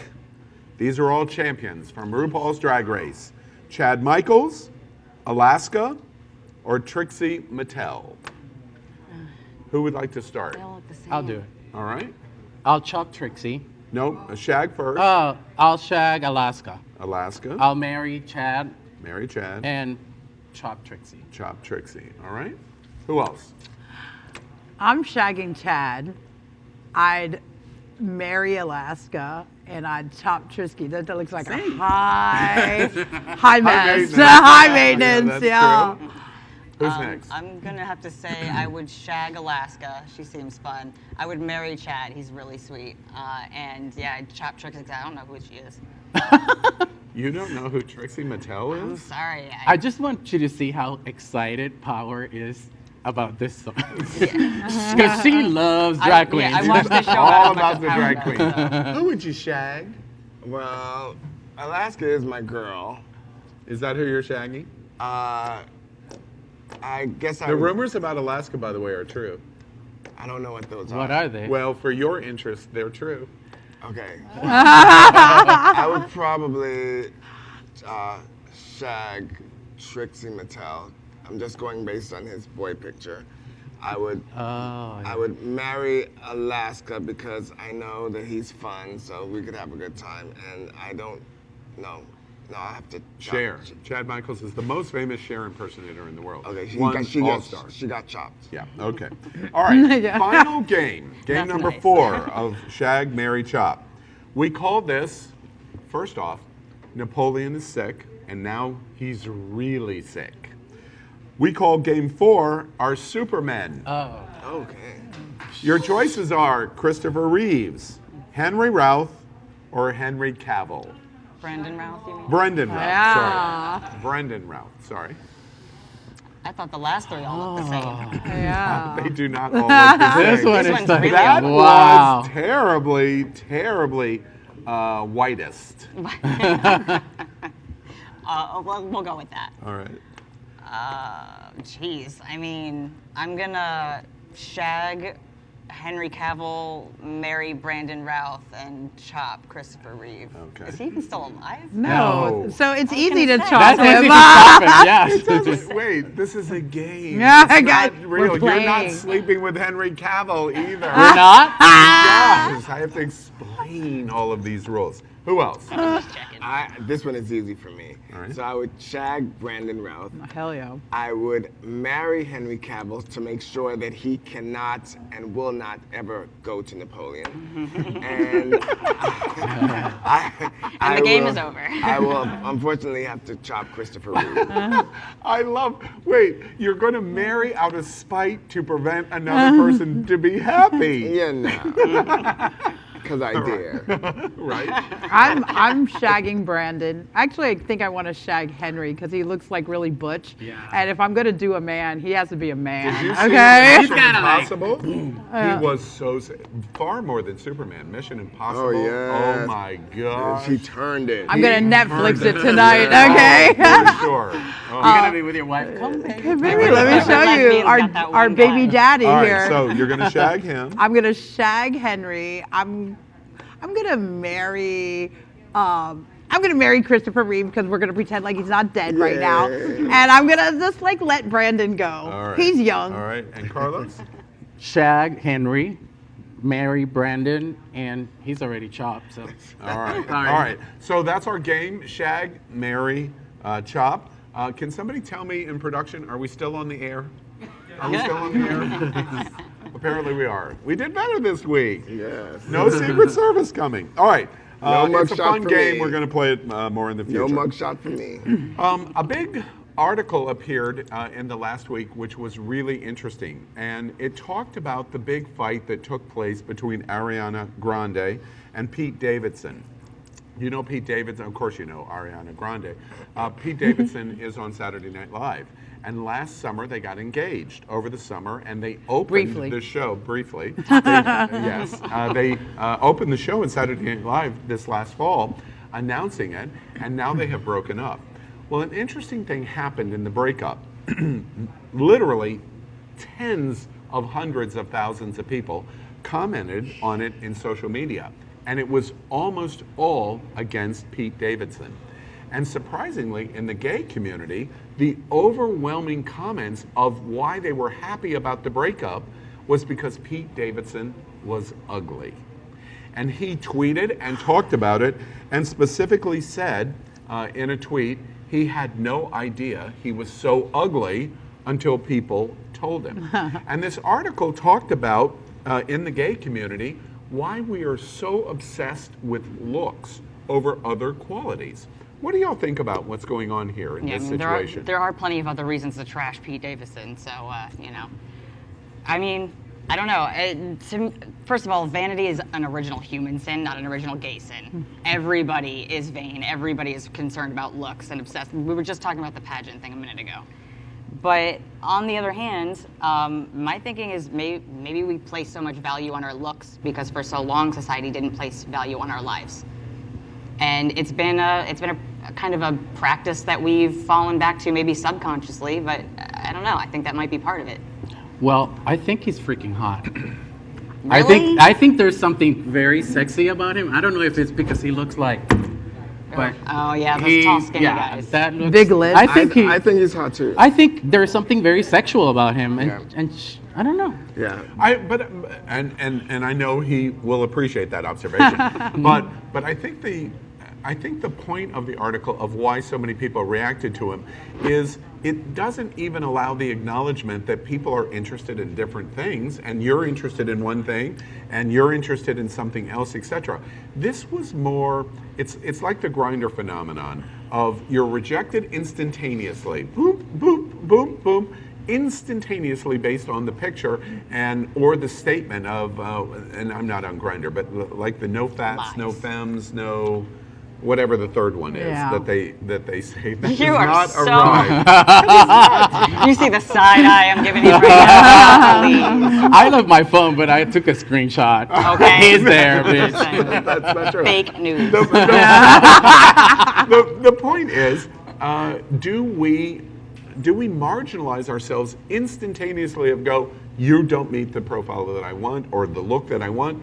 I'm not interested in talking to you. I'm not interested that you're smart. I'm not interested that your job is doing this or whatever it might be. We don't look beyond that. You know, That's look, the I'm not point. going to hate on someone because they want to hook up. You get what I mean? So I'm going to put that out there first. And then I'm going to just Meaning say, it's okay if Yeah. that's only your goal. yeah, if that's what but if you're looking to get involved in a relationship and build a life with someone, you're probably going to have to look past what they look like right now. Because if you have long-term goals with them, they will age and it will change. And then what are you going to do? You know? So, like, commitment is commitment either way, and human beings are so complex and just extraordinary. So why can't we see the extraordinary in each other? I buy into exactly what you just said, but answer your own question. Why don't we? I just think it's again coming back to the judgment. We grow up with judgment. Programmed to judge. And it's, unless you go and you do some work on yourself or you have something happen in your life where you're enlightened and awake, you're probably going to still practice those same habits of judging each other. And we're still comparing our lives to each other. Hey, what are the Joneses doing? And how does my life compare to the Kardashians? And like, this is what we're doing. And again, it comes back to this sexualization of each other. It's not always about sex. I mean, I like it, but it's not always about sex. Well, let's just call a spade a spade. I don't know too much about the lesbian community, but I'm a gay man, so I can speak on that. Gay men are a very sexualized group of people. I mean, we look at each other. A lot of the times when a gay man goes to the gym, it's not because he wants to be physically fit, it's because he wants to look good enough to get some dick. So I think that is a big part of the fabric of who we are. Whether that's right or wrong, good or bad, I'm not going to debate that, but that is the fact. Well, allow me to put it out on the table. It's bad because we're so damn shallow. Is it? It is a shallowness. It is a shallowness. And I mean, the other thing is, I don't know if, it is shallow if that's the only reason you want to get to know somebody. But for yourself, I think that a lot of the reasons that we invest so much time and effort into the way we look there's not just one reason, there's a lot of reasons. But one of them, I do think, to Erin's point, is because we might have been made to feel less than and ugly when we were growing up, a lot of us. And so now that we have grown up and now we're big boys, we're going to let the world learn it, honey. We're gonna let the world know. I feel that. Your statement. And when you go back to your class reunion and you look hotter than the other ones, they're like, right. hey. Your observation washes over me. Y'all do not know this. I lost 300 pounds. I made a very significant commitment. I weighed 500 pounds. And I made a very significant commitment, and I embraced that. Oh, wait, I'm not what I was. And that washed over me. I'm curious, I want to ask a different question as it relates to you. Being trans, frequently I would think, would be among the first hits of going, you're not only exactly what I'm looking for, you're the antithesis maybe even of, and I understand people do embrace and there's that attractiveness, but is it something that trans people generally would respond to of, I get rejection because they're not willing to take a second look. They're so superficial. Oh, yeah, Does that happen? Absolutely, and I feel that both of your statements really are hitting me deeply in two different ways. And that is that, yes, absolutely, I face rejection, and trans people face rejection just based on, the word trans. They hear that and they automatically say no way. Partially because they don't understand that there are a million different kinds of trans bodies, just like there are a million different trans people, and make assumptions as to what that body might look like before they get to know, get to find out. And it's a general ignorance thing, for sure. It is a superficiality thing. On the other side, to what you said, when I was growing up, not only feeling that I was less than, not only feeling that I was, not, the epitome of attractiveness or whatever, I didn't even feel like myself. I thought I was the ugliest thing in the world. And to look back, I was a pretty girl or whatever. I didn't know that. I didn't realize that. All I felt was that dysphoria and that feeling of, oh my God, something is terribly wrong with me. So now as an adult, I do place a lot of emphasis and a lot of probably value in my look because it's yes, the general vanity thing, but it's also that now I'm able to be and see in the mirror something that reflects who I actually am. So it's a complicated question. Complicated. One other thing, last question that I have that I want to zero in on is for you, Josie. Do lesbians view beauty and the complements of whatever the decision-making paradigms are differently than gay men? Do you think lesbians look at it differently? I'm probably going to get in trouble for this one, but this is what's going on. I mentioned it earlier. There are a lot of cliques, okay? Women who look great in bathing suits, they all hang out together. You know what I'm saying? The ladies who wear flannel, they all hang out together. The sporty dykes, they all hang out together. It's not like a lot of, mingling between the groups.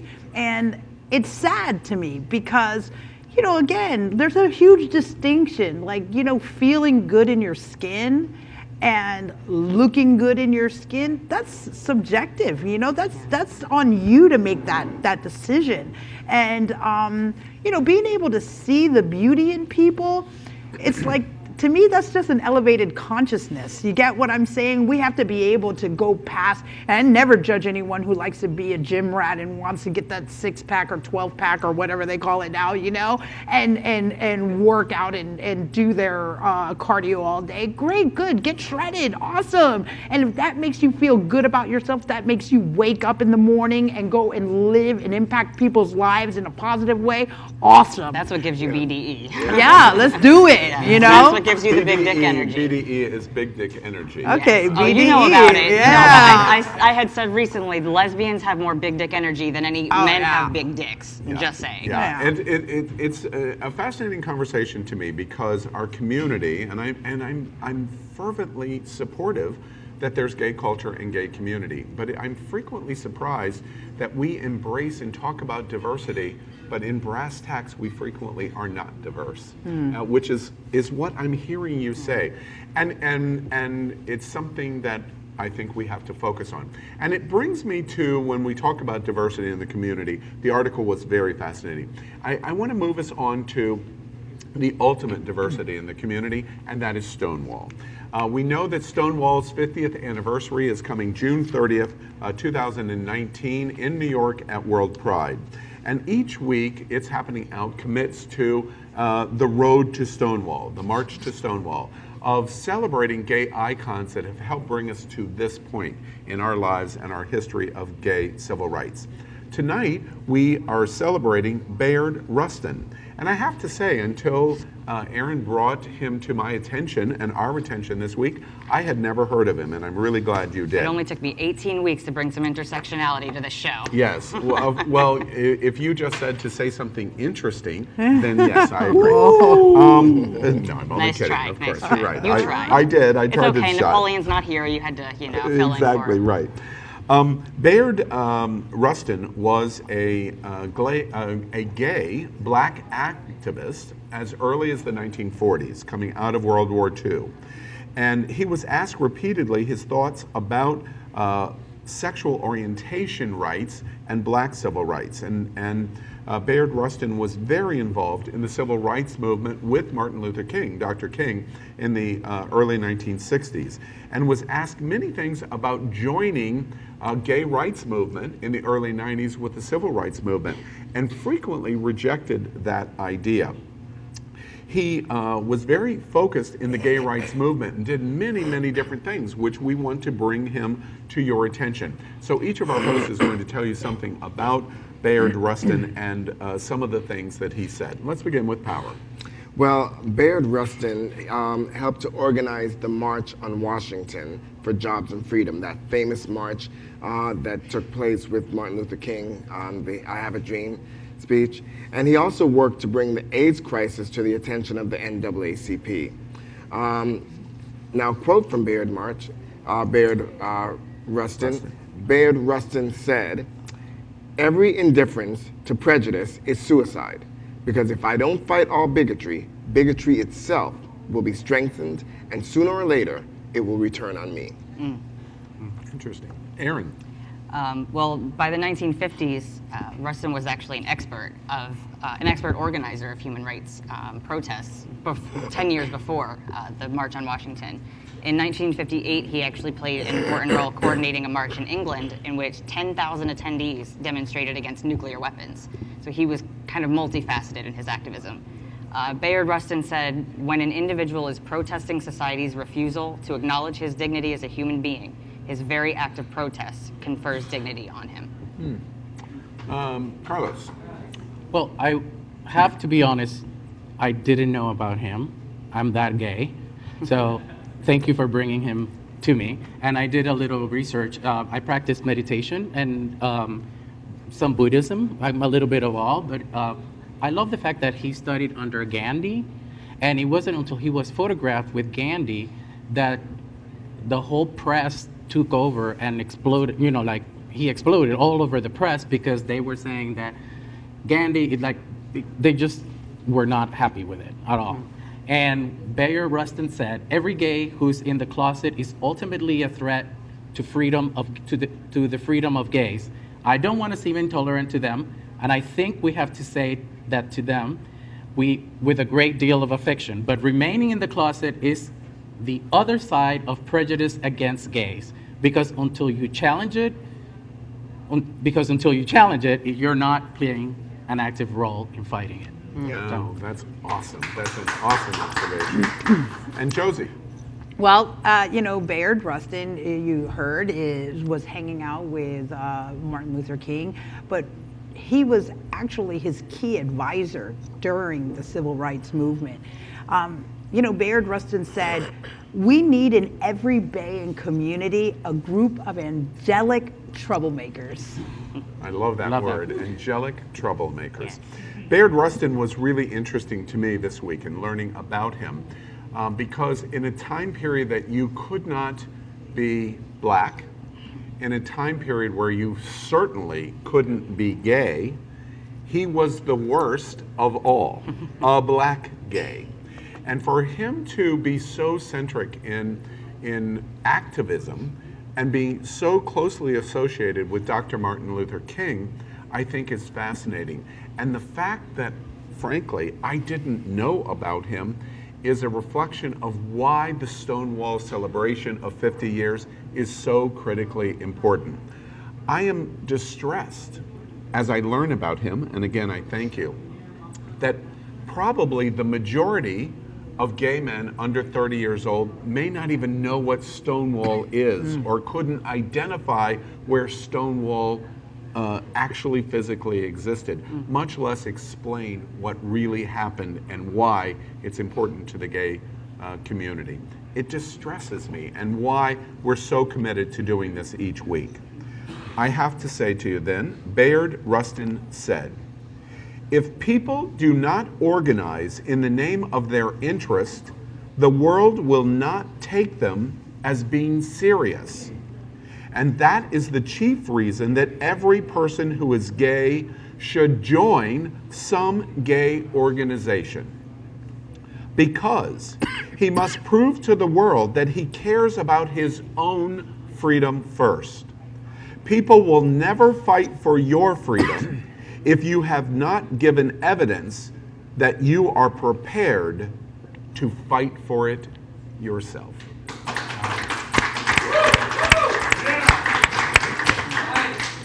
Bayard Rustin is our gay icon on our march to Stonewall, and we will do this every week until June 30th in our 50th celebration of the Stonewall riots and the civil rights struggle of America's gay community that is being celebrated by the entire world in June of 2019.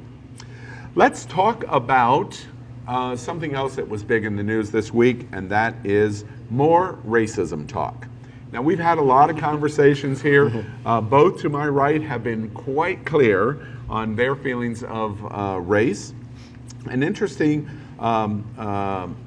tweet happened this week with Alyssa Milano, and she tweeted about the MAGA red hat and said something very profound that got many people talking. We're showing it to you now. When she posed the question, is the MAGA red hat the new dog whistle replacing the Klan's white hood? Or, we ask it, it's happening out, is DT really Dr. MLK? Oh, God. We just had the national holiday on Monday, and we want to begin by showing you something that Vice President Bush said on, I believe, Face the Nation. Vice President Pence, sorry, thank you. Vice President Pence said, watch this.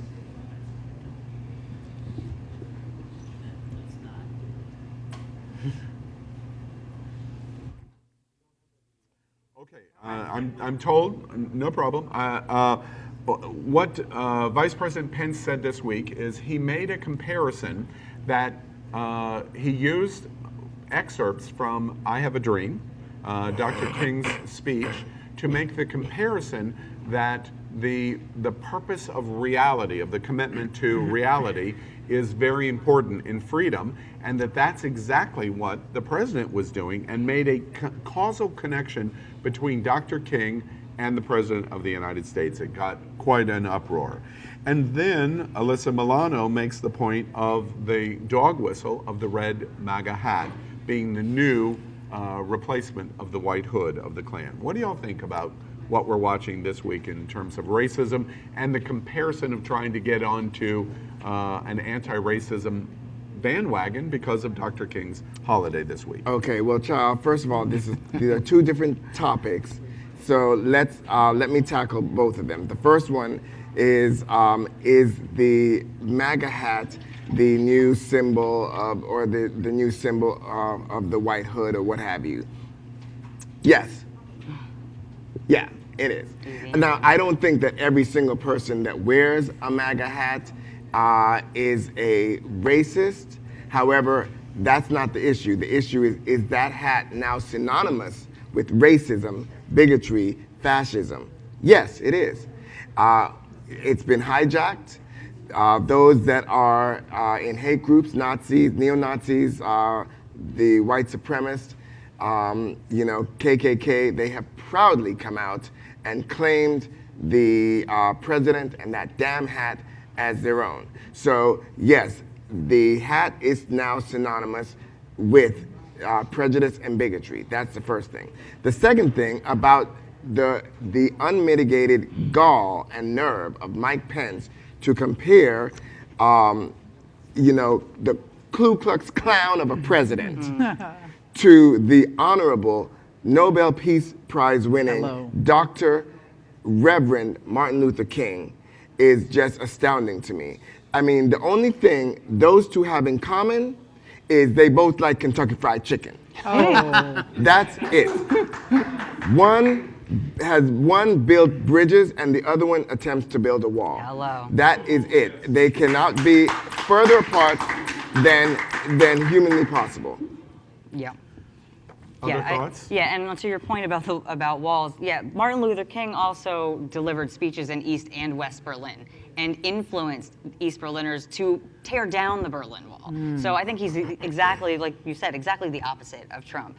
And as for the MAGA hat, absolutely, it's a new symbol of racism. The only difference that I see between the two is that the MAGA hat wearers aren't afraid to wear it out in public. Whereas the white hood wearers were wearing it in fields in Moon Lake somewhere, hidden behind this shroud of anonymity. Whereas now they're not afraid of it. Well, no, because they wore it in broad daylight too. The thing was they were hidden. Right, their faces were covered. Now because the MAGA hat wearers feel empowered and emboldened, it doesn't really cover their face. So, but by emboldened, you mean the president has actually emboldened by the Ku Klux Klan in chief. Out. By the Ku Klux Klan in chief. That's interesting. This is not going to be. I'm not going to get an applause for this, but I actually have some friends that have a hat. They're not out there wearing them, but I have been to their homes. They have it in the closet? In their house. Their closet. And they're dear friends of mine. Why don't they wear it? Well, we were just in the house. Nobody wears a baseball cap in the house, but I saw it, and they're a dear friend of mine. And what am I going to do? They have, it gets a little touchy because does everybody that have a hat is a KKK person? No, and that's why what I I'm saying. started off by saying just because you wear a hat does not mean you're a racist. But the issue is that hat is now synonymous with that. Right. What was your initial And I reaction? love Alyssa Milano. What was your reaction when you saw the hat? Yeah. So it meant something But to you. I love the person. And that's mostly because Carlos gagged mostly because he couldn't figure out an outfit that could be worn with that red hat because of the color. I thought you were going to take I that just don't joke like the somewhere way font. I mean, my dad has one of these hats, and it hits. Is he a KKK person? Well, first off, he's like delusional, and I'm gonna say this because we get into an argument every single time I see him, and it interferes with my ability to have a relationship with him. And I love my dad, you know what I mean? But he has one of these, and he loves to like get into these debates. But as a supporter, when you support something, you're supporting all that candidate or that organization or that body represents. And talking about Martin Luther King, he was a stand in this world for being bold and for using your voice and for using your presence to fight against this type of discrimination and to have our rights. And so they have nothing, those guys have nothing in common. And it's just another example of how delusional our White House is right now. And I mean, I want whatever they're on, because honestly, it is like, whoa. I thought it interesting. Clearly, I thought it was interesting the optics of what Vice President Pence was doing on Sunday on national television the day before the national holiday.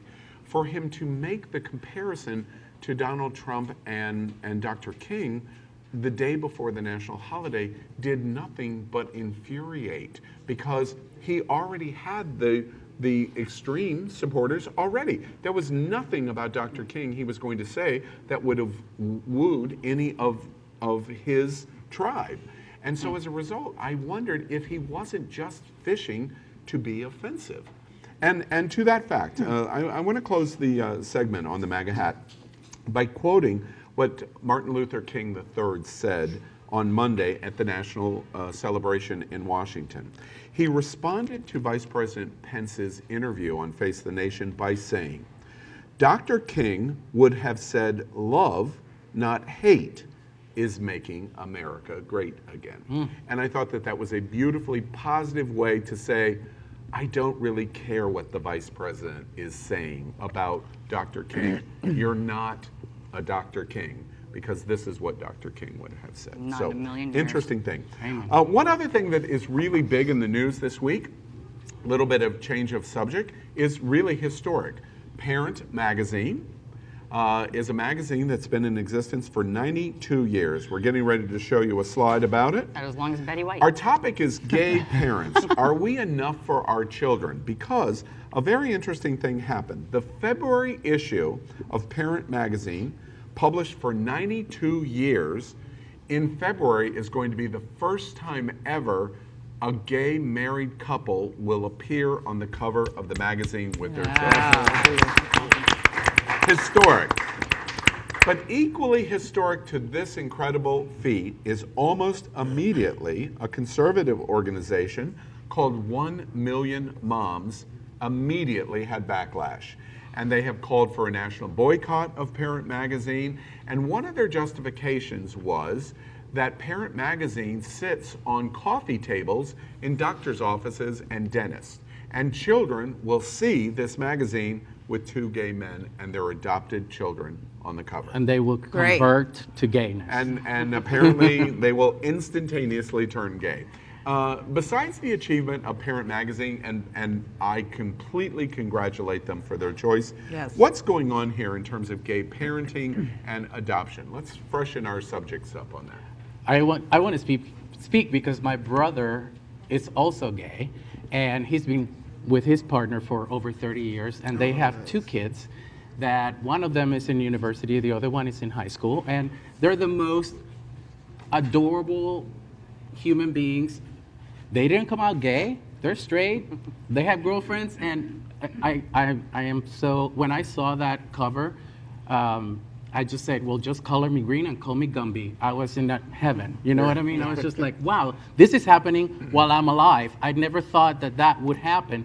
And for those ladies that are complaining, I think that Parents Magazine just went through the roof now, because all the hate that is driven to these people and to the little drag queen and all of that, what's making them is more famous. You know, it's an interesting observation. This is not 2000 and it's not 2000 and it's not 2004, where in both Bush elections, anti-gay was used as one of the central linchpins to wedge the voting electorate.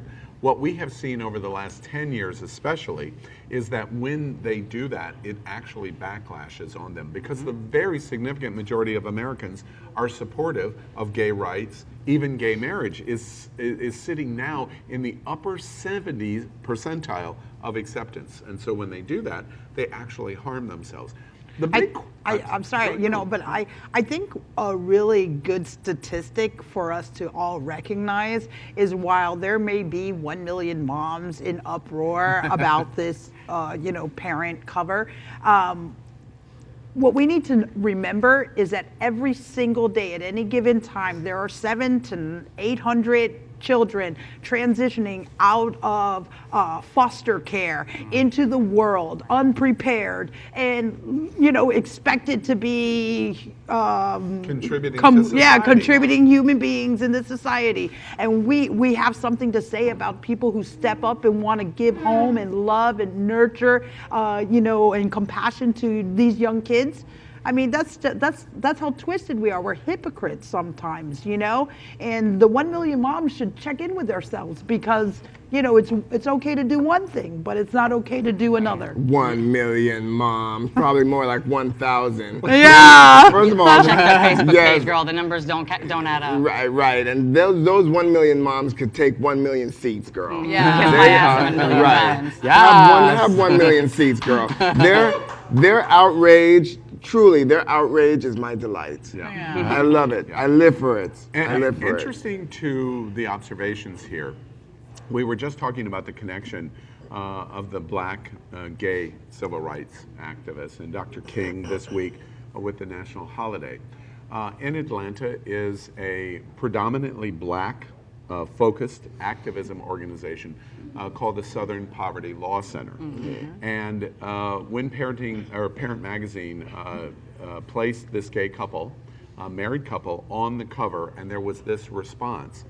One of the first defenders of Parent Magazine and de facto this gay couple was the Southern Poverty Law Center, which I thought was a beautiful, especially this week with Dr. King's holiday, this predominantly black activism and legal organization took up arms over the gay discrimination that was being displayed and came out and said, wait, let us tell you about 1 Million Moms.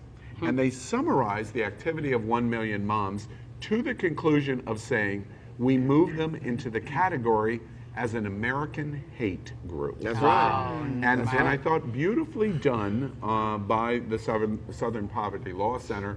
That's what you get. That, exactly to your point, when you elevate yourself and show hate and racism, there are people now that are going to call you out and say, here's who you really It's about are. damn time. And I thought that that was a beautiful moment. And again, on behalf of all of us at It's Happening Out, and really broadly, we'll take the mantle for the entire community.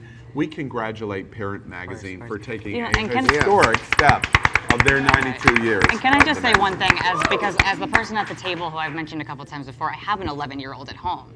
And just putting it out there, but when he needs his help with his homework, when he needs his school uniform washed, when he needs food in his mouth, being gay has never once come up. Right. When he's nervous or upset and he needs to be comforted, when he needs to be tucked into bed, being gay has never once come up or interfered with any of that. Yeah, we continue to look forward to a time that gay doesn't matter. Yeah. My wife keeps trying to enroll me into having children. We have 10 animals. I said one of them has to go before we even put it there. Right, exactly. And we're still fighting over what we're going to be named. So I guess I took Mom, and she says she's going to be Mom B. You know? Very good. All right, let's begin to close up the show tonight by playing our game, This or That. It's a game that we like very much.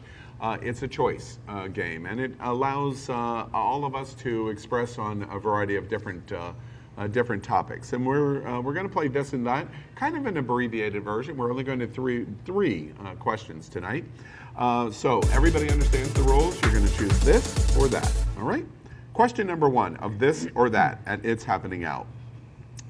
I grew up my entire life with this great self-esteem, or that, feeling I was ugly and no one would ever love me. Now, growing up is the key to this question. This, great self-esteem, or that, feeling I was ugly and no one would ever love me. I already answered that on the show tonight. That. I felt like I was ugly and I felt like I was completely out of place. Did you? Yeah, it was the epitome of what being trans for me was that dysphoria and that sense of just I'm not one with my physical self. Post the transition, has that ended? Oh, absolutely. Yeah. It's, of course, everybody's got You self-consciousness issues. Yeah. Everybody's got their moments and their little things, but yeah, it's completely changed. Others, this or that? I mean, I'll say that as well. It was short-lived, however, because as soon as I became a teenager, I was like, I love You're all myself. that? Good for you. And I didn't even care. Well, I don't even know where that came To from. be a great chef, to compete on a national television show as a chef, you have to have confidence. I imagine that translates in all kinds of different ways. Sometimes it comes out as too much, but I think, just growing up. Josie, What? the other end of the table proves you can't ever be too much. Okay, you can't fair. ever. Are you too fit much or right is in, somebody girl. else not enough? Yeah, Well, exactly. This or that? Oh, me? Yeah. That. And what's funny is that when I used to party in the circuit parties, I was so insecure and working out and the six-pack or the whatever. And I was so, insecure. And now I look back at the pictures and I was like, bitch, you're cute. Like, what? I want to talk back to that kid, which makes it interesting for me because now that I'm older, when I feel insecure, I was like, wait a minute, because when you're this age, notice I pointed that way and not this way.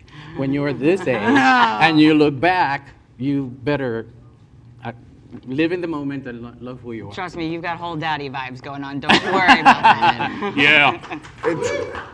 That's not the vibe that's going on. In my for me. life, in my life, like Chef Josie said, Chef Josie. Just remember, I was the one that gave you that, Chef. It's also been this and that.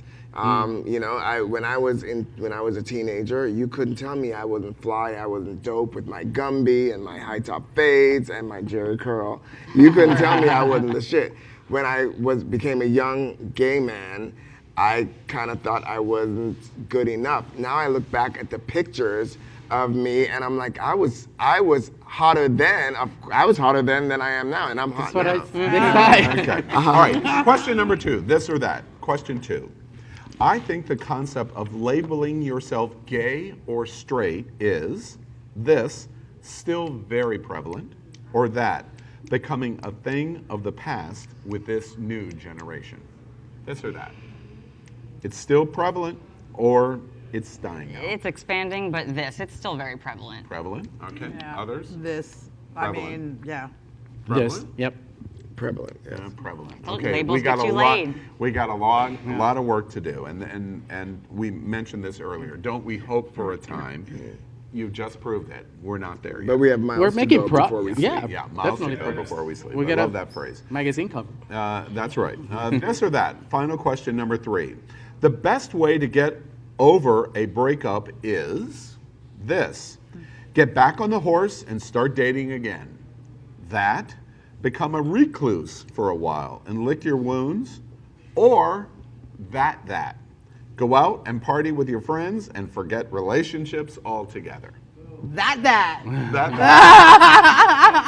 What, your wife's name is? Marcy. Marcy. I know. That, baby. You know, if anything happens between us, I'll be out partying, okay?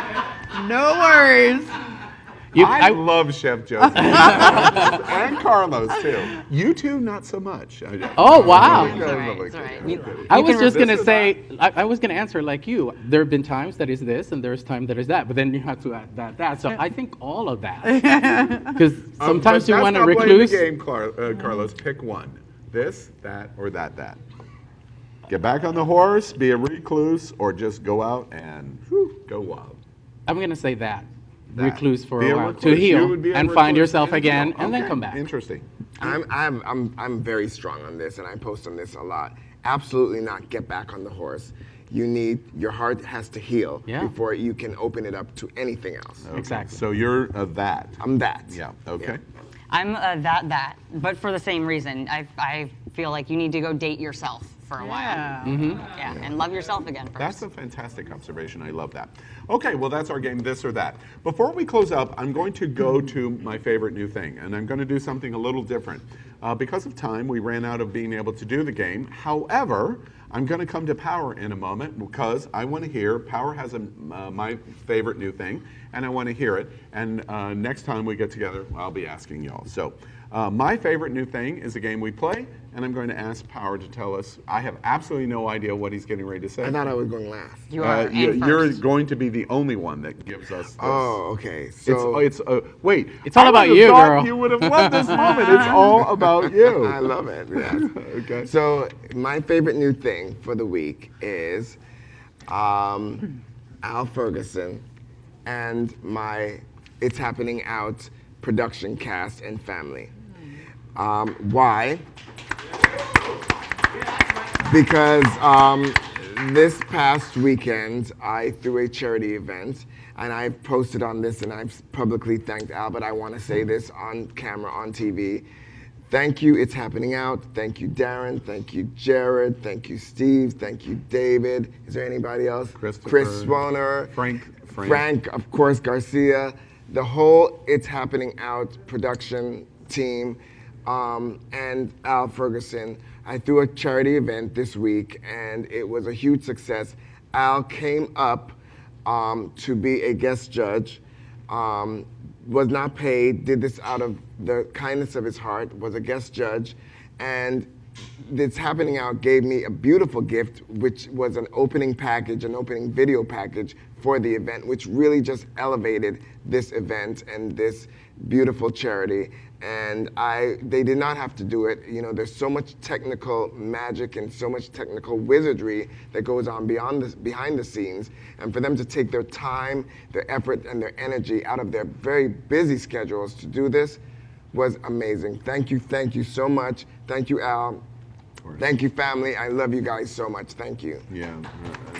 Power doesn't pay a compliment. So and I was just going to say, I had no idea what you were going to say, and I know everybody at It's Happening Out appreciates what you say. I am constantly asked about you. I'm constantly asked, because we come from completely different worlds. And you just reflect one of the things that I always say about you over and over again. You are a class act. Oh, thank you. This is the class. Well, that's our show for tonight. I hope you've enjoyed it. I have to say, we missed you, Joe. We missed you, Napoleon. But we're replacing you with these two. We're your stand-in. Wait, I was just talking about class act. But Carlos, we thank you. It has been wonderful meeting you. We're going to have drinks in 20 minutes. Okay, and, I just can't believe that you tricked me here, because I thought I was coming to talk about red carpet at the Oscars. You have proven tonight you were so much more than that. Good for you. Good for you. Thank you. And Josie, a pleasure Chef meeting Josie. you, Chef Josie. We love your restaurant. you. The three of us Thank had you, dinner there guys. last night. Your been there wife too. was our server. Thank you. It was an outstanding experience, and both of you tonight provided a new dynamic. We're in the kitchen right as The wife is behind curtain number you two. provided a new dynamic, which I know America appreciates very Thank much. you. We want to say we'll be here next Thursday. We hope you'll tell your friends about us, and you'll follow us on our group page and our social media platforms. We hope you've enjoyed the show, and on behalf of my friends, Power Infiniti. Good night, children. And Aaron Phoenix. Good night, gender fuckers. And Carlos. Good night, lactators. I love that. And Chef, and my new friend, Chef Josie. Good night. Be kind. Be kind. Well, as we constantly tell you, for me to be involved in this show right from the beginning, it was very important to talk about gay community and gay culture. I'm on the search, and I put it in front of everyone all of the time. Are we still relevant, and is there gay community? We constantly try to find that in varieties of different ways. So we remind you, we believe it exists, and if it's important to you, it's happening out. Good night, America.